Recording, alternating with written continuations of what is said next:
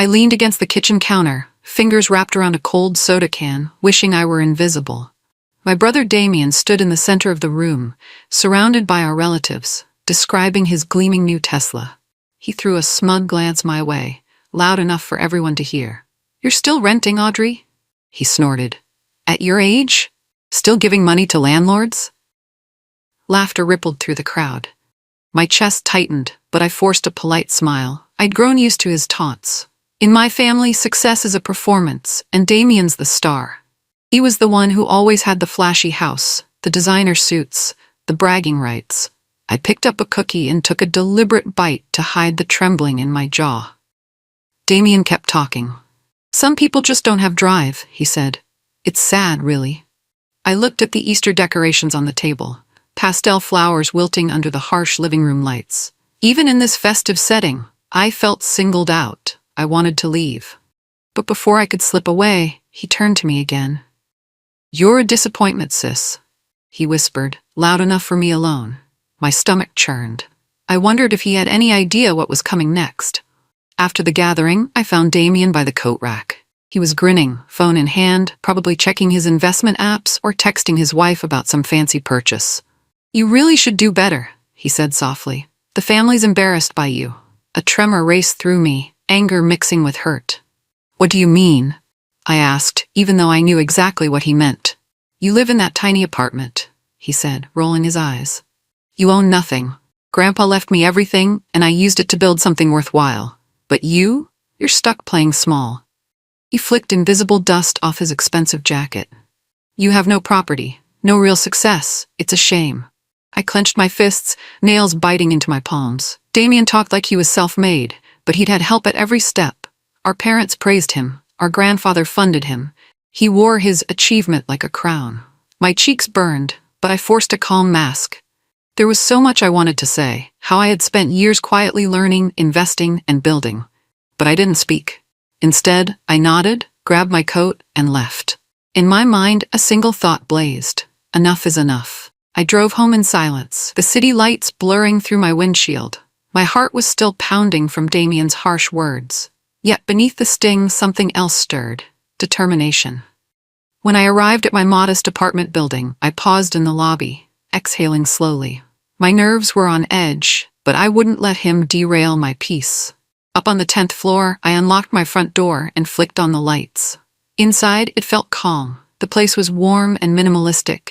A carefully curated painting hung in my hallway, an original piece from a rising artist. The furniture was understated, yet custom-made, each chair and table telling a quiet story of quality over flash. I set my purse on the counter and opened a sleek silver laptop. A moment later, I pulled up a private spreadsheet. The rows of text and numerical figures scrolled by in a blink. So much detail, so many assets. My eyes scanned for a second, just enough to confirm everything was as it should be. I closed the laptop with a firm click. Heart steady now. Let them think what they want, I thought. Let Damien mock me for renting. He had no idea what I truly owned. I can still remember the day Damien got his first fancy suit. He was 12, and I was 10. Our parents fussed over him, adjusting his tie and polishing his little dress shoes. I watched from the sidelines in a plain shirt and secondhand jeans. Even then, Damien soaked up their attention like a sponge. They praised his every move, his looks, his grades, his potential. Meanwhile, I was told, "Stay in your lane, Audrey. Let Damien shine." I grew up invisible, or so it felt. During recitals, Dad only videotaped Damien's parts. At dinner, Mom asked about Damien's day first, ignoring me until I spoke up. It was clear who was the star child. Now, years later, I feel that same ache. Old memories resurface. Damien bragging about a new toy while I clutched a worn teddy bear. Our parents beaming at him. I tried to speak, but no one heard me. I grit my teeth, remembering how each slight taught me resilience. I learned to be quiet, to channel my energy into planning my future. My success would never be loud. It would be patient, slow building, and unstoppable.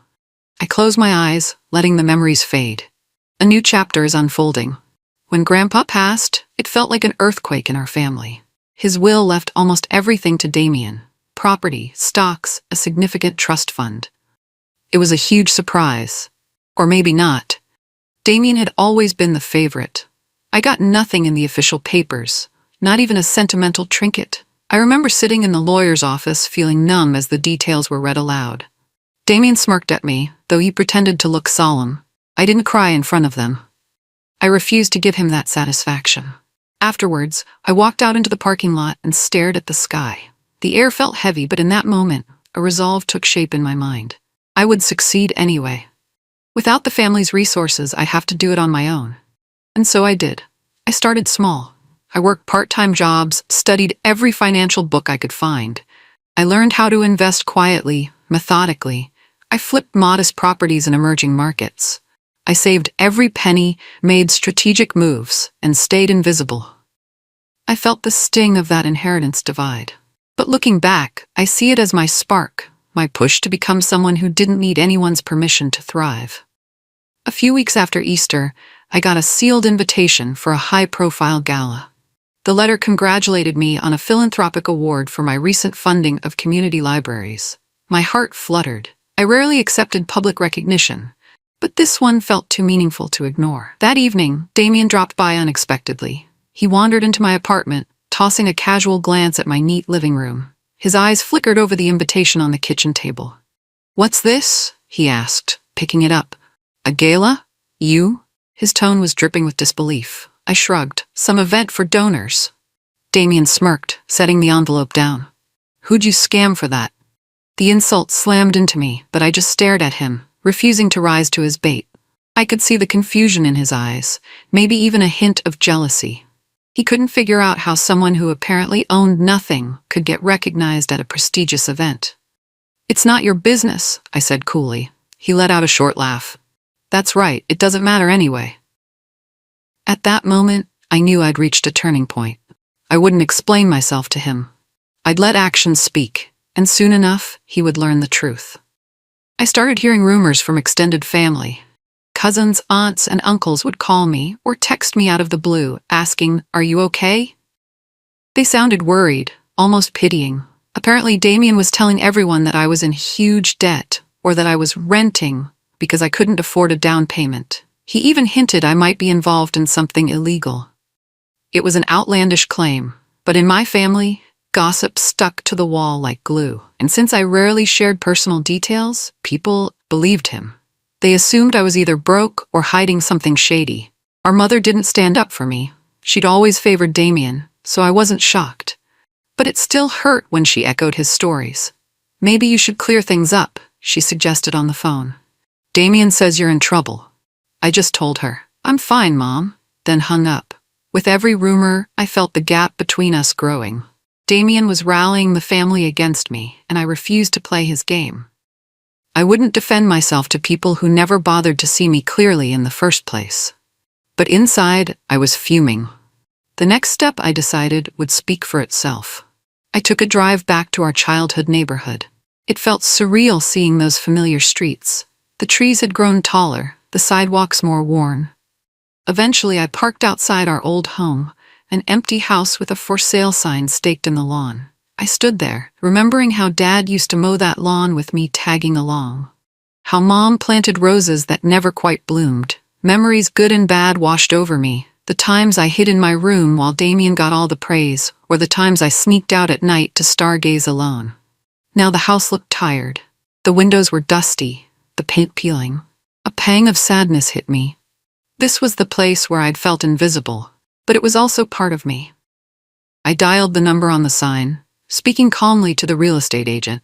My offer was full cash, masked under one of my shell companies. It was accepted without fanfare. Just like that, I reclaimed the setting of so many childhood hurts. As I drove away, I glanced in the rearview mirror.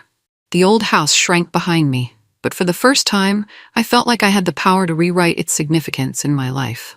One Saturday morning, the buzzer rang. I checked the camera feed from my apartment door. Damien and his wife. They rarely came unannounced, so I braced myself. I opened the door. Damien gave me a tight-lipped smile. His wife followed, her gaze sweeping my apartment like she was looking for dirt. "We're worried about you," Damien began, voice dripping with false concern. "We think you're not portraying a good image for the family." I motioned them to the couch and offered tea, staying polite. He refused with a wave of his hand. He started lecturing me about appearances. Your lifestyle, it's embarrassing. Mom and Dad didn't raise us to be small. My pulse pounded in my ears, but I kept my composure. What exactly do you want from me? I asked. He sighed dramatically. Just step up, get a real place, show some ambition. I don't want to feel ashamed introducing you to my partners. I caught his wife smirking. She adjusted a flashy bracelet on her wrist, probably brand new. The tension thickened in the air. I took a breath, letting silence speak for me. In that moment, I knew I'd never hand Damien the explanation he craved. Not yet. Damien pivoted quickly to his latest grand plan, real estate development.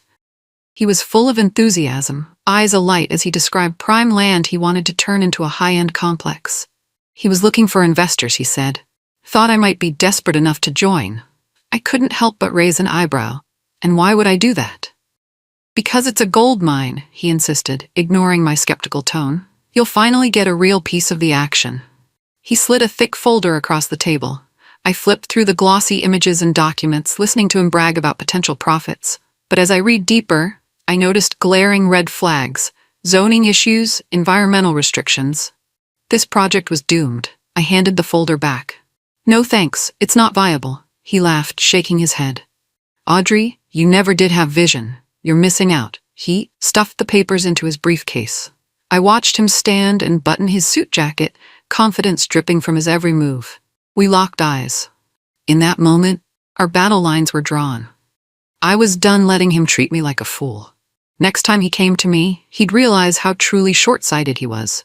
After that tense confrontation, I withdrew from family gatherings. I no longer had the patience for the charades. When mom or cousins called, I let their calls go to voicemail. My energy went into my life, managing my portfolio, enjoying a lakeside property I'd recently purchased under another discrete entity. In my spare time, I poured myself into humanitarian efforts. I'd organized a food drive campaign for children in Botswana, and it was a huge success. Photos of smiling kids, local volunteers, and crates of supplies reminded me why I preferred to stay under the radar. Real good didn't need an audience. Meanwhile, the tension with Damien simmered on. The rumors he spread kept circling back, but I stayed silent. I didn't need to explain anything. My track record, my data, my real estate projects spoke volumes in private. Each morning, I opened my laptop with a sense of quiet pride. My spreadsheet was growing. My name, or my various company names, appeared on documents tied to properties, vineyards, and other holdings. It was a world Damien would never dream existed. In solitude, I found clarity. I no longer cared to convince anyone else of my worth. The first sign of Damien's trouble came through an email rumor at my finance consultancy. Word spread that his latest venture was shaky. Investors were pulling out. Then I heard he borrowed money to keep up appearances. Apparently, he needed over $300,000 to hold on to some new toy for his wife. Behind that polished image, cracks were forming. His real estate dream wasn't panning out. The zone was flagged for ecological reasons. Permits were delayed, and legal battles loomed. Meanwhile, Damien continued throwing lavish parties, buying luxury cars, and traveling first class. It was like watching someone dance on a tightrope that was fraying at the edges. My phone chimed one evening with a text from a distant cousin. Is Damien in trouble? Heard rumors. Hope you're okay. I ignored the message, but my thoughts spun. If his funds were running thin, how long before he started defaulting on payments? How long before the banks came knocking? I felt a strange pang of sympathy. For all his smugness, Damien was still my brother. But I also remembered every cruel word he'd spat at me. Whatever came next, I suspected it would be the harsh wake-up call he'd never had before. A few weeks later, I got an urgent call from the property manager of a prestigious suburb. One of the large estates was behind on its mortgage, and the manager wanted to confirm if I, as the true owner, was aware. I froze. I had almost forgotten about that particular acquisition. Years ago, I'd bought a cluster of luxury homes through a trust. I rarely thought about it. I let the management team handle everything. But now, it seemed Damien's mansion, his pride and joy, was actually under that same umbrella. The realization stunned me for a moment. Damien had been living there, boasting about his house, while unknowingly paying rent to my trust. The property manager explained that Damien had requested a grace period. He was in arrears for the month and needed the landlord's approval. Then came the question, "Ma'am, how would you like to handle this?" I took a breath. "Give him the standard process," I said calmly. "No special treatment." As I hung up, my heart thumped wildly. Damien had unknowingly been giving rent money to me all this time. And now, the moment had arrived for our roles to shift completely. My doorbell rang like an alarm. I opened it to find Damien, face red with anger, practically vibrating. He shoved papers in my face before I even said hello. "Is this a joke to you?" he roared. "You own my house, my entire estate?" I didn't blink. "I'm not sure what you're talking about," I said evenly, stepping back to let him enter. He stormed into my living room, hands shaking. "I just found out you're the one who bought the property. This is worth millions, Audrey. Millions. How did you manage that?" I folded my arms, heart pounding but voice steady. "I acquired it a while ago, through a trust. It's business, Damien." He stared at me, disbelief and fury battling on his face. "You lied," he shouted. "You pretended to be broke, renting." I cut him off. "I never pretended anything. You assumed." He threw the papers down on the coffee table. "So what now? Are you going to evict me?" His voice was dripping with sarcasm, but I sensed the fear in his eyes. My lips curved into a grim smile. "I haven't decided yet," I said softly. He glared, chest heaving, and for once, he had no comeback. Our mother called me the next day, voice quivering with anger. "How could you do this to Damien?" she demanded. "He's your brother." I sighed, pressing the phone against my ear. "Mom, what exactly did he tell you?" "That you're trying to ruin him." She snapped. "You set him up to fail, made him borrow money he couldn't repay." My teeth clenched. So he was spinning the story again. "He borrowed that money himself, Mom. I had no say in that." She wouldn't listen. "You're always trying to make him look bad. This is ridiculous, Audrey." I glanced out my window, watching the sun reflect on the city skyline. Memories flashed of all the times I'd been blamed while Damien was coddled. Every muscle in my body felt tight with frustration. "Mom," I said, voice trembling with suppressed hurt, "Damien did this to himself. He's the one who overspent, not me." She responded with silence, then a bitter huff. "Stop trying to overshadow him, Audrey. Enough." The line went dead. I exhaled slowly, trying to calm my racing heart. Even now, they refused to see my side. My mother's words rang in my ears. "You're always trying to make him look bad." Maybe it was time the truth spoke for itself. That weekend, I boarded a plane to France. I needed space to breathe, and I had a few projects to oversee. The next morning, I found myself walking through a sprawling vineyard I'd owned for years. Rows of grapes stretched out under a bright sun, the soil rich with possibility. This was my secret world. No flashy Instagram posts, no fancy labels, just real work, real fruit, and real prosperity. The vineyard workers knew me as Audrey, the quiet investor who occasionally visited, asked gentle questions, and paid them fairly. Later, I visited an architectural site where a museum was being renovated. I was helping fund it, wanting to preserve local history. The lead architect greeted me warmly. We walked through rooms filled with dusty remnants of the past, discussing plans to transform them into interactive exhibits. Standing there, I felt free. Away from my family's constant judgments and Damien's sneers, I could see the impact of my investments. I'd built a life that mattered, a world of understated wealth and genuine purpose. I flew back home after a few days, energized. Damien could keep mocking me. I had no need to shout my achievements. I was content in my quiet empire. When I returned, the gossip mill was in overdrive. Damien's house was on the brink of foreclosure. His business partners were suing him for mismanaged funds. Apparently he'd diverted client money to cover personal expenses. And the rumor was, the law firm had discovered everything. I heard snippets from old classmates, from distant relatives who found my number to ask, "Is it true?" The drama was swirling, but I stayed on the sidelines, quietly observing how quickly his facade was crumbling. One morning, I caught a glimpse of Damien in a local cafe. He was hunched over a laptop, face pale, eyes puffy. The fancy suit was gone, replaced by wrinkled casual clothes. Even from a distance, I sensed his desperation. He didn't see me. I slipped out before he could notice. A pang of guilt tugged at my chest. He was my brother, after all. But he'd always chosen pride over humility, showmanship over sincerity. The question weighed on me. Should I offer help? or let him learn this painful lesson? For now, I decided to stay out of his sight. Reality was crashing down on him, and there was no easy bailout. A week later, I sent Damien a formal notice through my property management company, a 3-month grace period to settle outstanding payments. It was a small mercy, but the letter clearly stated that if he refused the arrangement, the usual eviction process would continue. His reply came via a curt email. "I don't need your charity," he wrote. "I won't be humiliated." A chill settled in my bones as I read his words. Even now, with everything falling apart, he couldn't swallow his pride. I stared at the screen, remembering how he called me a failure for renting, how he sneered at my supposed lack of ambition. I typed a short response. "Then I suggest you read your lease." I hit send, heart pounding. This was the line in the sand. I'd offered him help. He rejected it.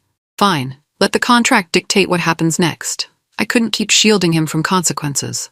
His silence afterward was deafening. For the first time in forever, I sensed Damien truly grasped that I held the upper hand. The next few weeks would seal our fates, one way or another. The next call I got was from a friend who worked at Damien's firm. Apparently, they'd sacked him.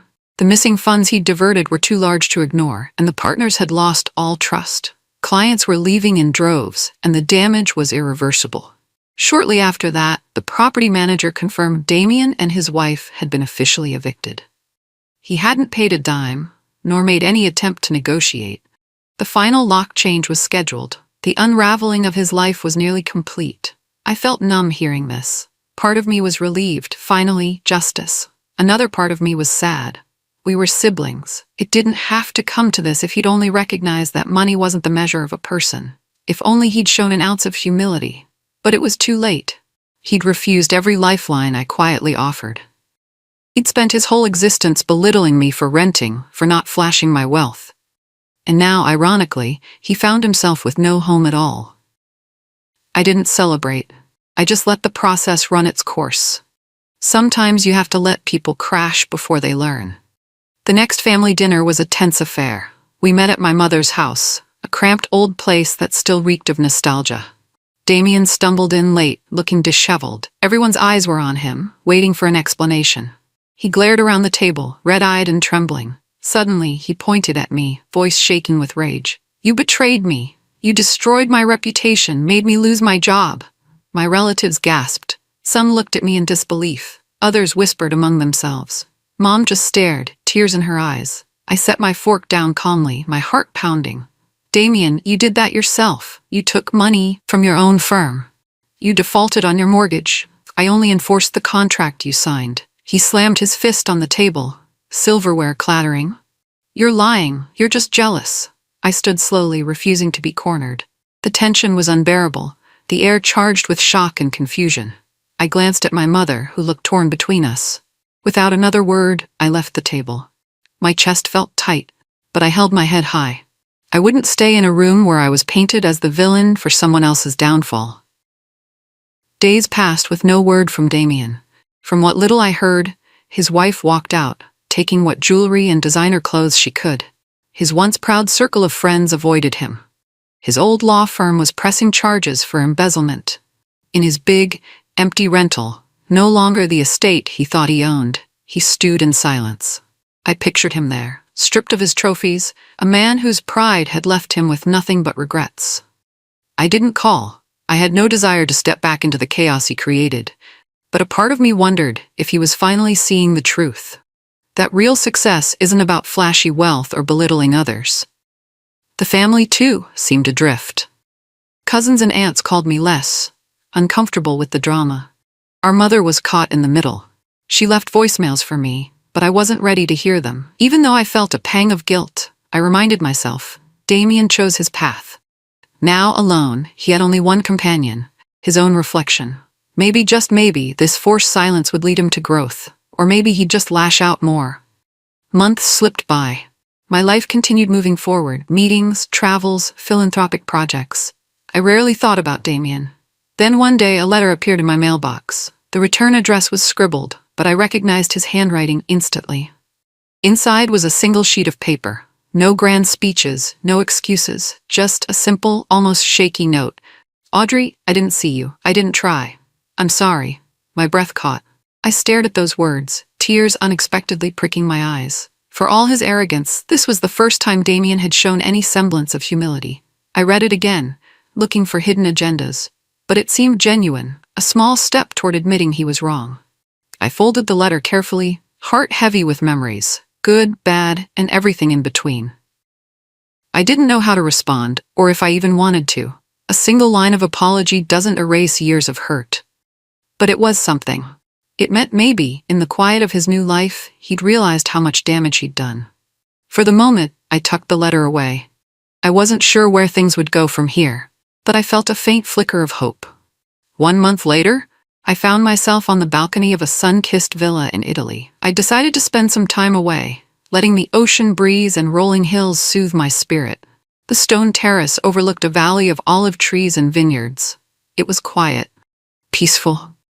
I leaned against the railing, the apology letter still tucked in my luggage. I hadn't written back. Part of me wanted to at least say, "I got your note." Another part felt it was better to leave things unsaid. I needed space to live without the heaviness of family drama. As the sun set, painting the sky in ribbons of pink and orange, I sipped a glass of local wine, letting my mind wander. No more secrets, no more half-lies to maintain illusions. For once I felt free to enjoy my life on my own terms. Damien was at a crossroads of his own, somewhere halfway across the world. He would either learn from this or keep blaming others. Either way, I couldn't control that. I could only choose my own path. In that moment, I decided I'd live fully, without apology. Whether my family ever understood didn't matter anymore. My time in Italy felt like a gentle dream. Each morning I woke to the soft hum of distant tractors tending the vines. Each night I fell asleep to the lullaby of cicadas under the warm moonlight. But it wasn't just a vacation. One afternoon I strolled down to the vineyard below my villa. A small, discreet sign stood at the edge of the property. In simple letters it read, "Audrey Estates, Est, 2009. Yes, I'd owned it for years. Another hidden piece of my quiet empire. I knelt beside the sign, running my fingers over the lettering. This was my life's work, cultivating something real, honest, and lasting. I thought about how my family never knew, how they only saw Audrey the renter. They never guessed how far my roots actually stretched. In that moment, I felt a surge of gratitude. This land was mine. The success was mine. Not because of Grandpa's inheritance or my parents' favoritism. I built it all from scratch, investing my time and resources carefully. I closed my eyes and took a deep breath of vineyard air. The final piece of my puzzle was in place. My story didn't need an audience. It was enough just to live it. I returned home a few weeks later to find my mailbox full of generic bills, junk flyers, and one new envelope from Damien. This time, it contained a longer letter. He wrote about losing everything, hitting rock bottom, and how he finally understood the damage pride had caused. He asked for a chance to meet. No business pitch, no manipulations, just a talk. I sat at my desk, staring at his words, my heart conflicted. Part of me wanted to slam the door on the past, but another part whispered that forgiveness doesn't have to mean forgetting. It can mean letting go of old wounds and moving forward with caution. In the end, I texted him a simple reply. "Let's meet for coffee." Not to fix everything, but to see if healing was possible. Maybe we'd never be best friends. But if there was a seed of understanding, I wanted to try. I looked around my apartment, so humble yet filled with subtle opulence if you knew where to look. My phone buzzed with a message from the property manager in France. Another orchard had borne fruit under Audrey Estates. I smiled, my quiet power stood firm, and finally, the dawn of a new chapter began.